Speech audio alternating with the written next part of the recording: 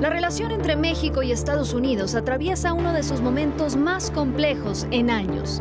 En vísperas de la revisión del TEMEC, con las preocupaciones por el crimen organizado y el tráfico de fentanilo dominando la agenda bilateral, el apoyo del gobierno mexicano a Cuba amenaza con abrir un nuevo frente de tensión con Washington. ¿Por qué nosotros vamos a tener un tratado con un gobierno que en una manera abierta le está dando ayuda a dictaduras en nuestro hemisferio? ¿Por qué vamos a tener un tratado entre los Estados Unidos y México cuando México está trabajando en contra de los intereses de nosotros? Para el congresista republicano por Florida, Carlos Jiménez, el apoyo a las dictaduras representa una amenaza para la región. Y bajo esa lógica, rechaza que el petróleo mexicano esté ayudando al pueblo cubano. Yo creo que hay muchas necesidades del pueblo mexicano que pueden utilizar ese dinero, porque el petróleo no es gratis, tiene un valor. Yo creo que el gobierno de la presidenta Sheinbaum ha mandado, yo creo, más de $3,000 millones en petróleo gratis a Cuba. Pero las críticas fueron más allá. El legislador republicano cuestionó la relación del gobierno de Claudia Sheinbaum con Washington y advirtió que la amistad entre ambos países también implica actuar como aliados. Si vas a ser amigo de los Estados Unidos, debes ser amigo de los Estados Unidos. Y he visto otras cosas que ha hecho el gobierno de la presidenta Sheinbaum que indica que no es amigo de los Estados Unidos.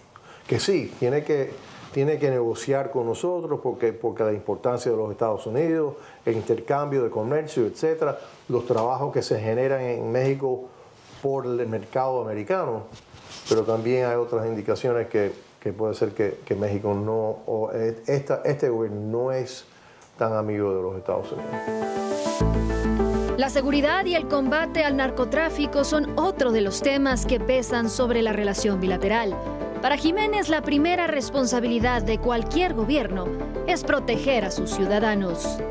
El deber de cualquier gobierno es la seguridad de su pueblo. Y si no puedes garantizar la seguridad de tu pueblo, entonces no debes de tener un gobierno, o ese gobierno ha fracasado. Y sostuvo que la magnitud de la crisis del fentanilo obliga a Washington a actuar.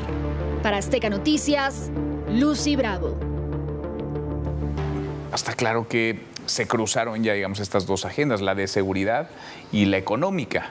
No más que más se cruzan en el peor momento para las dos agendas. Lucy Bravo, Lucy, ¿cómo estás? Bien, buenas noches. Muy buenas noches, Arturo Dam. Hola, Manuel. Arturo, ¿Cómo qué gusto. estás? ¿Cómo estás? Alicia, Muy buenas Lucy, noches, querida Alicia. Muy buenas noches, Manuel. Lucy. Muy buenas noches. Pues vaya reto, ¿no? Porque el TEMEC, esta renegociación del TEMEC, además dice Trump, a mí ni me interesa demasiado, ¿eh? Si podemos no tener acuerdo comercial, yo me doy por bien servido. En el marco de todas estas señales inequívocas de acusaciones, señalamientos contra el gobierno de Morena, los narcopolíticos de Morena, sus vínculos, los nexos con criminales. Lucy. Sí, de acuerdo. Ahora creo que esta semana, pues tremenda sorpresa se llevaron aquellos que creían que Trump había encontrado un renovado apetito por la paz. Es cierto, anunció una tregua con Irán. Claramente no con México. Con alguien se tiene que pelear, ¿sí? Para México no hay pausa y sobre todo pues este mensaje, ¿no?, que envía incluso desde el G7, lo que nos dice que incluso en medio de una guerra en Medio Oriente, México no ha sido desplazado de sus prioridades y llega esta advertencia, que no es nueva, en uno de los momentos más delicados, más complejos de la relación bilateral. Y sé que hemos dicho eso muchas veces, pero al parecer esto sí se puede poner peor. Y cada vez que lo platicamos y lo ponemos sobre la mesa, pues creemos que no se puede cruzar, digamos, otra línea, y aquí estamos, un capítulo más donde pues el reloj sigue corriendo, y no solo el reloj comercial, el reloj de la revisión del TEMEC, que todo parece indicar ya no va a ser una revisión técnica, sino una negociación atravesada por muchos temas, por la desconfianza, pero también por una exigencia estadounidense de resultados en materia de seguridad, de combate al crimen organizado, y el elefante en la habitación, que desafortunadamente también llega a ensombrecer absolutamente todo, que es las acusaciones que llegan desde Estados Unidos con respecto a la presencia de narcopolíticos en algunos territorios del país. Y entonces en este escenario es que llega México a sentarse a la mesa y que pues Estados Unidos ha enviado diversos mensajes desde diversos niveles. Ya escuchábamos incluso a un congresista estadounidense, pero también escuchábamos ayer al vicepresidente J.D. Vance, y lo mismo hemos escuchado a otros funcionarios y miembros del gabinete. México no está haciendo lo suficiente, y si México se considera aliado de Estados Unidos, tiene que actuar como tal. De lo contrario, pues ¿en dónde estamos parados? Pues sí, porque además no hay confianza ahí en esa relación, ¿no? Esa confianza está rota. Sí, está rota, Manuel. Y mira, aquí el problema es que quién mide si México, y en concreto yo creo que el gobierno mexicano, yo no hablaría de México, ¿no? El gobierno mexicano está haciendo lo suficiente, pues quienes le exigen que haga más, que es precisamente, al final de cuentas, Donald Trump. Él es el juez, la parte, el que califica, etcétera, etcétera. Ahora, esto que dijo que si por él fuera que mejor no hubiera tratado, yo creo que eso sí es más que nada una bravuconada, porque no creo que realmente dijera, a ver, pues hasta aquí llegó el tratado y volvemos a lo que teníamos antes, hace 40 años, que no había tratado de libre comercio, no había integración con Estados Unidos y Canadá, lo cual sería muy grave también para los Estados Unidos, mucho más grave para México, sí, mucho más grave para México. A ver, el comercio exterior de México representa más o menos el 75% del Producto Interno Bruto del país. Y el 80% de ese comercio es con Estados Unidos. Para Estados Unidos, su comercio exterior representa el 20-25% de su Producto Interno Bruto. Tiene mucho menor peso en la economía. Pero de eso a que Trump diga, no, yo creo que sí va a haber no una revisión, sino una renegociación, ¿sí? Y ahí habría que ver, bueno, cuáles son las exigencias de Trump, qué es lo que quiere Trump y qué puede sacar el gobierno mexicano de bueno en eso. Pero yo estoy de acuerdo con Lucy. Yo creo que una revisión como estaba planteada, eso ya no se va a dar. Va a haber una renegociación y a lo mejor inclusive, así como se renegoció el TLC y se convirtió en el TEMEC, pues a lo mejor vamos a tener un T, vayamos a saber. Oye, y menos con la positividad con la que ustedes se acordarán, veía esto Marcelo Ebrard, porque decía, no, esta va a ser más fácil, porque ya nos conocemos, ya los conozco, ya me conocen. Pues no, esto está siendo más complejo porque se han cruzado otras agendas también, Alicia. Pues ahorita, ¿no? La última es la agenda regulatoria, que es muy pesada. O sea, pero súmale, a ver, la de seguridad, los narcopolíticos, la desconfianza, el fentanilo. Pero es un tema que va de fondo. O sea, la declaración del presidente Trump al término del G7, como dice, aprovechó un momento en el que en el último día se trató del tema de cooperación para combatir a los narcos en todo el mundo, ¿no? Para combatir en serio el flujo de narcotráfico, el flujo de lavado de dinero. Y esto sirvió de argumento, eso es lo que no se dice, en la pregunta que le hacen directamente a Trump. ¿Cuál es el país que tienes enfrente como el mayor riesgo para el lavado de dinero y el narcotráfico? Y no dudó ni un minuto en decir el problema es México. Y tampoco dudó un minuto en volver a subrayar la debilidad del gobierno mexicano en el combate del narcotráfico. Puedes seguir tirando cabecillas, pero se vuelven a rearmar mientras sigan teniendo complicidad, poca ejecución de la Procuración de Justicia y nula ejecución de la justicia. Ese es el tema. Claro. Entonces, ahí él mismo lo dijo, es su principal reto es ese, pero te digo, es una conferencia internacional en la que ninguna de las partes, ninguno de los 7 sentados allí, negaba la circunstancia de México. Ahora, la conferencia la dio él en el marco del acuerdo de pacificación, justo el día en que están terminando la última el día previo al término de la negociación, que es la segunda. Y en el reporte que dio a conocer, no la Secretaría de Economía hoy, sino la USTR, viene un tema que es relevante. Vamos a tener que revisar a fondo el capítulo 12 del Tratado de Libre Comercio. ¿Y qué es el capítulo 12? Todas las reglas. No me gustan tus reglas. Tu regulación en materia de salubridad no me gusta. Tu regulación en materia de sector financiero tampoco estoy de acuerdo. Tu regulación en sistema de pagos no estoy de acuerdo. Son todas las reglas. El marco jurídico de la economía mexicana. Pues no el jurídico, las reglas. Esa manera, esa forma de fijar hasta la forma, decía allí, hasta la forma en que pagas impuestos. Estos impuestos los pagas de una manera diferente como yo los calculo. Y a mis empresas les estás haciendo daño. Pues claro, les quitaste hasta la virtualización, ¿no? Pues sí. Es que eso es lo que viene a hacer. Entonces va a haber una sacudida. Esto va a ser otra cosa. Pues no va a ser tan fácil y se va a prolongar y va a haber. La reunión siguiente es no para el 1 de julio, que es el momento del término del día en que se debe iniciar la revisión de medio término, sino la reunión siguiente bilateral va a ser a mediados de julio. Ya salió la fecha. Sí, sí. ¿No? Entonces, esto implica que la negociación se va a prolongar bilateral. Ahora, ¿cómo la van a llamar trilateral? No lo sé, pero la insistencia con México tiene que ver mucho más con la frontera, la activación de estos temas de seguridad que son graves y muy delicados, y el tener una condición de aduana extendida. Y esa aduana extendida implica que pues eventualmente tengas aquí una aceptación de oficiales del CBP para operar la aduana en México, porque ya no le creen que la operen bien, ¿no? Ahora, hay que sumarle a todo esto, y lo hemos platicado en otras ocasiones, que México no trae, digamos, una buena reputación en Estados Unidos, no trae una narrativa favorable en Estados Unidos, todo lo contrario, la narrativa, lo que llega de México a Estados Unidos es negativo, tiene que ver con crimen, con fentanilo, con políticos corruptos, con narcopolíticos del partido Morena, en fin. No trae México demasiados argumentos como para ponerlos en la mesa. De acuerdo, y sobre todo porque, a ver, para nadie es secreto que Donald Trump nunca realmente fue fanático del Tratado de Libre Comercio. Lo que sí resulta sorprendente es que sería precisamente el gobierno mexicano el que le esté dando cada vez más argumentos para dinamitar pues el ancla más importante de la economía mexicana, de donde dependen el 80% de nuestras exportaciones.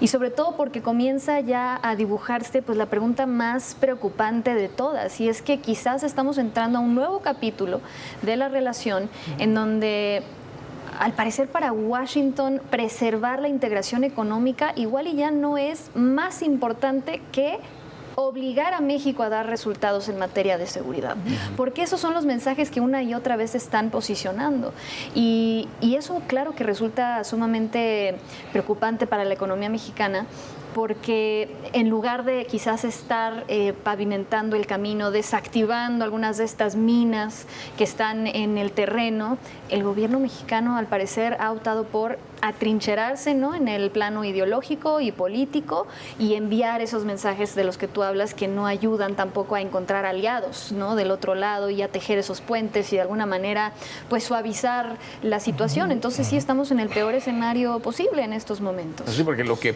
ha ocurrido, además del obvio, lo evidente, en términos de comercio, intercambio económico, la agenda de seguridad, son esta lluvia de insultos. A ver, la carta de López Obrador contra Donald Trump y todo su gabinete. La prima de López Obrador en Palenque insultando también al presidente, llamándole asqueroso al presidente de Estados Unidos. Pues eso como que no construye demasiada buena relación, ¿no? No te genera demasiados buenos puentes con tus contrapartes. De ninguna manera, Manuel. Y mira, vamos a suponer que se dé una renegociación y que logra Trump jalar agua para su molino. ¿Cuál podría ser el resultado de eso? ¿Qué podría ser lo positivo para México? Que realmente se ejerciera una mayor presión para que el gobierno mexicano actuara con más decisión en contra de todo lo que tiene que ver con el narco, los narcopolíticos, los narcotraficantes, etcétera, etcétera. O sea, sí se van a cruzar, tú dices. Yo creo que sí. Yo creo que sí. No hay manera de que no se crucen. En una renegociación del tratado comercial van a incluir temas de seguridad. Yo creo que sí, porque a ver, ¿qué puede utilizar Trump? ¿Cómo puede utilizar Trump el TEMEC? A ver, yo puedo poner más aranceles, etcétera, etcétera, atacar las importaciones de México, siempre y cuando tú no hagas lo que yo quiero que hagas en materia de seguridad. Yo creo que sí. A ver, el TEMEC, la renegociación, va a ser el arma con el cual Trump va a presionar al gobierno para que éste actúe en materia de tráfico de drogas, narcotraficantes, el tema de los políticos coludidos con el narco, etcétera, etcétera, como él quiere que actúen, y como al final de cuentas, Manuel, debería de actuar el gobierno, porque clarísimamente andar protegiendo a narcopolíticos, sí, pues simple y sencillamente, nomás, ¿no? ¿Qué te dice del tipo de gobierno que tenemos, pues no? Sí, a menos que el nivel de complicidad sea tal que no te quede otra. Que no puedas descobijarlos. Que no puedas descobijarlo, porque si se caen ellos, vas tú detrás. Se vienen como hilo de medio. Por eso habla de debilidad, ¿no? ¿Tú crees que México va a aceptar lo que Estados Unidos ponga sobre la mesa. No. Que México no tiene otra opción, o si hay una opción que México puede decir, el gobierno de México, no avanzamos, no caminamos con esto. Pues yo creo que puedes negociar, o sea, realmente hay una negociación doble porque muchas de las empresas exportadoras mexicanas son norteamericanas. Entonces hay un trade de posiciones ahí que va a tener que prevalecer. Pero volviendo al tema de seguridad es fundamental. O sea, ¿cómo logras mejor la aceptación de un gobierno como Guatemala para de una vez por todas acabar con los cárteles de la zona sur de la frontera, e incluyendo el tráfico de migrantes ilegales, y por el otro lado en México se sigue diciendo no? ¿No? O sea, es un poco lo que comentábamos la vez pasada. El problema fundamental de estar diciendo déjame ayudarte es que es evidente que no tienes la capacidad para enfrentarlo. No sé si por debilidad o complicidad, pero al final de cuentas ambas son evidentes. Porque podría ser debilidad. Se convierte en complicidad cuando ya no permites que te ayuden. Exacto. Cuando te incomoda que te ayuden. Pero eres débil porque no has tenido un resultado efectivo. O sea, tú hoy veíamos así como los resultados, la numeralia del gran éxito del combate a la inseguridad. Y dices, y al mismo tiempo sale una matazón en cualquier lado, ¿no? Y al mismo tiempo sale una presidenta municipal del mismo partido que resulta que se autosecuestró y ellos mismos lo revelan para poderse clavar 40 millones de pesos. O sea, es todos los días. ¿Y de quién? Son hoy en el día 7 personajes políticos de menor escala, presidentes municipales o personas ligadas a los estados, pero de los mismos estados. En consecuencia, parece que los únicos que no quieren ver que el gran problema de complicidad lo tienen en la estructura política y que los mismos narcos se dieron cuenta de que es más fácil llegar dinero, o sea, con dinero poner a sus propias estructuras políticas. Es que ese es el tema, y a eso se refiere el señor. No, claro, porque eso lo sabemos nosotros, pero también lo saben allá. Pues, aunque digan en Palacio Nacional que no está suficientemente bien informado el presidente, parece que tiene un diagnóstico clarísimo, anunciadísimo. Oye, Manuel, con todos los narcos que les hemos mandado, no van a estar bien informados. Trae la película completa. Con todo lo que han de haber cantado, digo ya, decir, no han de estar, les ha de faltar información. ¿Cuánto no habrán dicho?